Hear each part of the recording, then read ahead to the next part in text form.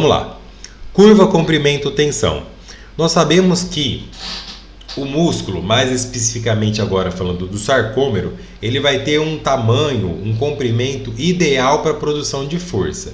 Isso significa que quando eu tenho uma diminuição no tamanho desses sarcômeros, então eu tenho a aproximação dessas linhas Zs, esse encurtamento do meu sarcômero, eu vou ter uma menor capacidade de geração de força, porque a tensão ativa ali vai diminuir, ou seja, eu tenho menos capacidade de realizar pontes cruzadas. Então essa tensão ativa pode diminuir e eu tenho mais dificuldade de produção de força. Quando ele está muito encurtado e essa tensão ativa cai por causa do seu tamanho diminuído, a gente chama isso de insuficiência ativa. Então, como a gente vai observar aqui na ilustração, ó, na figura A, eu vou observar uma diminuição do tamanho do sarcômero em relação ao seu tamanho normal. E essa diminuição do seu tamanho, ó, evidentemente, aqui agora nesse eixo, a gente vê o que seria, né, a tensão máxima com o músculo contraído. Então, quanto mais ele está encurtado, menor é a tensão máxima. Aí até a gente chegar, supostamente, aqui, né, em um ponto onde ele não produziria tensão, porque o seu encurtamento é muito severo, muito grande, essas linhas estão muito aproximadas e eu tenho dificuldade de formação, de interação de novas pontes cruzadas. Então aqui nesse caso, eu tenho uma insuficiência ativa, grande encurtamento dos miofilamentos no sarcômero.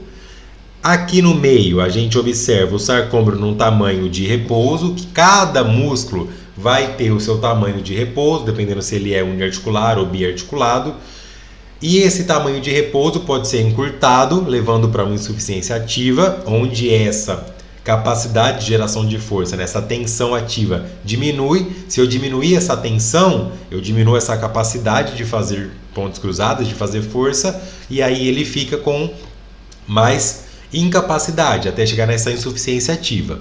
Por outro lado, quando eu aumento demais o tamanho do sarcômero, eu também vou ter uma queda nessa produção de força. Eu vou ter uma queda nessa produção ativa de força. Então aqui nesse caso da figura E, por exemplo, eu vou ter as linhas Zs muito afastadas e também dificuldade de interação de pontes cruzadas nesse grande afastamento, porque essas linhas vão estar muito afastadas. Vou mostrar a imagem aqui a seguir. Esse afastamento das linhas vai fazer com que essa interação de pontos cruzados seja difícil. Então, a tensão ativa também vai cair. Então, se tiver muito encurtado, mais difícil fazer pontes cruzadas, filamentos já encurtados, linhas próximas. Aqui eu tenho o que a gente chama de insuficiência ativa. Quando ele está muito alongado, também eu tenho dificuldade. Essa tensão também diminui. Muito alongamento, dificuldade das miofibrilas fazerem pontes cruzadas. E aí eu tenho menos capacidade de realizar força, e também é fato. Mas quando esse músculo vai sendo alongado, a gente tem uma outra curva que nós temos que observar, que é o que a gente chama da curva da força passiva ou tensão passiva. Então a gente vai observar isso aqui, ó. Eu gostaria, né, que tivéssemos explicado isso desde o início, mas vou tentar colocar de uma forma bem didática.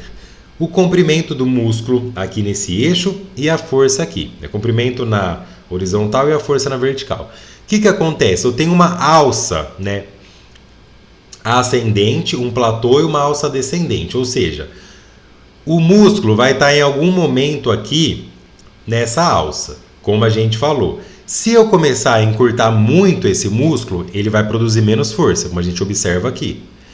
Se esse músculo começar a alongar muito, ele também vai diminuir a capacidade de produção de força ativa, percebe? Então, muito encurtado, insuficiência ativa. Muito alongado, também dificuldade de produzir força ativa. Mas eu não posso chamar de insuficiência passiva, porque o que diminuiu foi a capacidade de fazer força ativa. Só que agora começou a existir essa força passiva, que é a minha tensão passiva. Essa tensão passiva Quanto mais o músculo for alongado, quanto maior for o seu comprimento, mais tensão passiva vai ser gerada. Então agora, essa força passiva vai entrar na conta que tá aqui nessa linha picotada, e eu vou ter uma linha resultante final que eu chamo, por exemplo, de força total. Então olha só, essa linha picotada aqui no slide anterior, é só ela que eu estou vendo. Percebe que tem, né, um formato, desenho igual a essa linha picotada aqui, linha tracejada, né? Então aqui eu tenho só as forças ativas. Então a força ativa com o músculo muito encurto, a força ativa com o músculo muito encurtado diminui. A força ativa com o músculo muito alongado também diminui. Ele diminui pela sua geometria nos dois extremos. Só que no lado do alongamento, quando ele começa a entrar em comprimento longo, eu tenho agora o incremento adicional da força passiva, ou da tensão passiva. Essa tensão passiva vai ser somada com essa tensão ativa e a curva final vai ser crescente, tá? Como a gente observa aqui. E agora eu vou explicar como isso acontece. Bom, vamos lá. Aqui eu escrevi, né, para ficar fácil de você poder salvar e eu tirar print, que eu já expliquei, mas vou passar novamente. A capacidade de gerar força aqui, ó, do sarcômero está associada com o seu comprimento. Linhas muito próximas podem diminuir a capacidade de pontes cruzadas. Linhas muito distantes também. Isso se aplica ao sarcômero, mas como cada músculo se comporta em relação aos seus sarcômeros, é singular. O que eu quero dizer com isso? Talvez, se a gente fosse colocar aqui o reto femoral, ele estaria em um determinado ponto da curva, o bíceps braquial em outro ponto da curva, entende? O músculo ele ia seguir esse raciocínio, mas como ele estaria aqui no seu comprimento ótimo, poderia passear um pouco em relação a essa curva. Isso significa que cada músculo vai apresentar um comprimento melhor ou pior, ou um comprimento ótimo, para produzir força. Contudo, quando o comprimento fica alongado, existem miofilamentos e tecidos que armazenam energia elástica e promovem uma tensão passiva. A gente pode chamar de tensão passiva ou força passiva, e tensão ativa ou força ativa. Um filamento importante é a titina, que está lá presente nos sarcômeros. E a gente vai saber que essa titina tem um componente elástico, que vai sair de uma linha Z, vai até uma linha M, e a outra titina da outra linha Z também vai sair dessa linha Z e vai até a linha M. Então ela cruza basicamente todo o sarcômero, tá? Então, aqui na imagem fica mais fácil da gente ver. Desse modo, podemos citar que é uma insuficiência ativa, ou seja, insuficiência, esse termo insuficiência. Ele vai ser usado quando for no caso da ativa. A insuficiência ativa, quando o sarcômero está demasiadamente encurtado, pois a força ativa, que é a capacidade de fazer pontes cruzadas, caiu. Então, quando a força ativa diminui no sentido de encurtamento, eu tenho uma insuficiência ativa, como essa imagem aqui de baixo, por exemplo. Está muito contraído, dificuldade de interação de novas pontes cruzadas, da miosina com a quitina, e aí esse quadro que a força ativa diminuiu por causa do encurtamento, eu posso chamar de insuficiência ativa. Quando o sarcômero está demasiadamente alongado, imaginamos aqui nessa imagem de cima que ele está bastante alongado, também ele vai ter menor capacidade de gerar força por causa das suas interações dificultosas das pontes cruzadas. Então aqui a força ativa também vai cair. Mas eu não posso chamar de insuficiência ativa nesse âmbito, porque a força ativa caiu. Mas, quando esse sarcômero aqui, ó, começou a ser alongado, né, esse tecido é alongado e gera uma força de tensão passiva. Aí entra nesse termo da tensão passiva. Essa tensão passiva permite que a força total não caia. Então, eu tenho uma força ativa menor, só que eu tenho agora o incremento dessa força passiva. E essa força passiva vai fazer com que a curva no final continue crescendo por causa desse componente elástico, tá?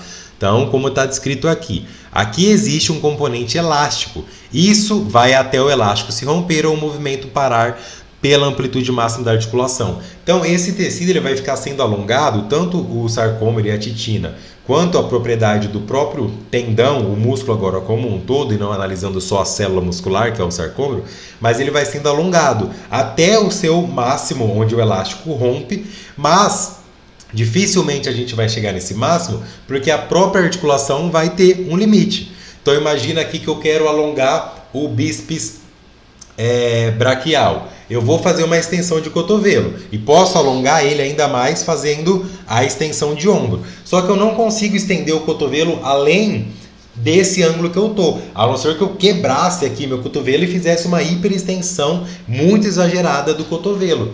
Percebe? Então, o meu bíceps braquial vai chegar no alongamento máximo dele aqui por própria limitação da articulação. Eu teria que quebrar isso aqui, pegar meu rádio, meu osso rádio e puxar ele ainda mais em hiperextensão para alongar essa inserção do bíceps. Então, eu tenho uma limitação até pela própria articulação.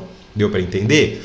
Então, vamos lá. Quando a gente tem uma menor força ativa, a gente tem uma menor força ativa.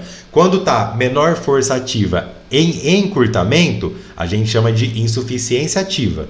Então, menos força ativa, está encurtado, insuficiência ativa. Mas quando eu tenho essa diminuição da força ativa por estar alongado, nessa hora a gente não chama de insuficiência, porque a força total não vai ficar insuficiente justamente pela tensão passiva entrar na jogada agora, pelos componentes elásticos, beleza? Um outro termo, agora outra coisa que a gente pode incluir sobre a insuficiência passiva, ela pode ter então dois âmbitos. A insuficiência passiva, que na realidade não é insuficiência, porque é só uma tensão passiva. Então, nesse âmbito, músculo muito encurtado, posso chamar de insuficiência ativa. Músculo muito alongado, eu vou ter uma diminuição da capacidade de gerar força ativa, só que o componente elástico vai gerar uma tensão passiva. E essa tensão passiva continua tendo força, continua tendo tensão. Um outro termo agora, como se fosse o segundo ponto, então esse é o ponto 1 desse tema. O segundo ponto que a gente pode nomear de fato como talvez insuficiência passiva é quando um músculo alongado vira o freio de um movimento. Quando, por exemplo, os isquios, isquios orais, ficam demasiadamente alongados no quadril e impede a flexão de joelho. Então imagina aqui, nessa posição, nessa terceira posição, eu tenho aqui os isquios alongados no quadril por causa da flexão do quadril, mas eles ainda não estão alongados no joelho. Eu vou pedir para essa pessoa fazer a extensão do joelho. Então é fato que ela vai encurtar vastos e reto femoral, certo? Vastos e reto femoral podem ficar perto de uma insuficiência ativa por ficarem muito encurtados. Mas talvez o joelho aqui dessa pessoa, pedir para ela estender o joelho nessa última imagem. Tá vendo que ainda está um pouco fletido? Por que ele está um pouco fletido? Porque, por exemplo, o reto femoral está muito encurtado, tem dificuldade de produzir força, então ele está próximo de uma insuficiência ativa. E os isquios agora estão alongados no quadril e alongados no joelho, porque o isquio ele estende o quadril e flexiona o joelho. Então, se eu flexiono o quadril e estendo o joelho, eu alongo os isquios aqui. Então, esse isquio talvez seja tão alongado aqui, que ele não deixa o joelho estender totalmente, justamente porque ele está sendo puxado por todo esse segmento. E aí a gente chama de insuficiência passiva, que é quando esse músculo está freando o movimento, ou seja, talvez meu joelho conseguiria estender mais aqui, eu conseguiria ter uma extensão maior do joelho. Eu só não consigo porque os meus isquios estão tão alongados que estão puxando esse joelho numa posição de flexão. Beleza? Em resumo, para a gente tentar entender aqui, a insuficiência ativa, ela acontece quando o sarcômero está muito encurtado e as linhas estão muito próximas. Então tem menor capacidade de força ativa. Aqui saiu forma, mas é força. Então, pouca capacidade de força ativa no encurtamento, insuficiência ativa. Pouca capacidade de força ativa no alongamento, ela está numa posição desfavorável. Mas como alongou, entrou a tensão passiva, como está aqui no segundo parágrafo. Já quando o sarcômero está muito alongado e as linhas muito distantes, também há menor capacidade de fazer força ativa, então a força ativa caiu. Mas os componentes elásticos, neste caso, fazem com que a gente tenha essa tensão passiva e a curva vai ser somada e ela vai ser crescente no final das contas. Quando o músculo, agora por outro lado, atua como freio do movimento, a gente está pensando em insuficiência não como a capacidade de força do músculo, mas na resistência elástica, ou seja, quando o músculo chegou no limite da sua resistência elástica para aquela pessoa, ele vai atuar como freio. E nesse caso, a gente pode chamar de insuficiência passiva, por limitação, pela resistência elástica, a resistência passiva que limita o movimento, tá? E aí a gente consegue ver, por exemplo, um sarcômero. Espero que você tenha gostado da aula, entendido. Se ficou alguma dúvida, pode deixar aqui, tá? Vou tentar não alongar muito o tema. Volta, assiste a aula de novo e qualquer outra dúvida pode chamar na minha rede social também.